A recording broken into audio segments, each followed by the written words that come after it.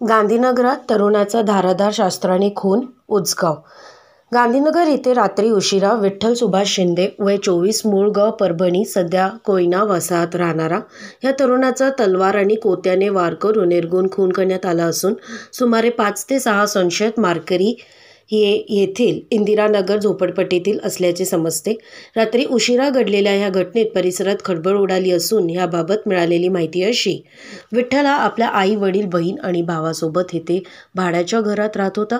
रात्री 11:30च्या दरम्यान ही घटना घडली असता येथील गांधी मैदानाच्या मागील बाजूस असणाऱ्या पान शॉपपासून मारकऱ्यांनी विठ्ठल ह्याला तलवार आणि कोत्याचा वार करत बाजूच्या जीपी ग्रुपपर्यंत आणले.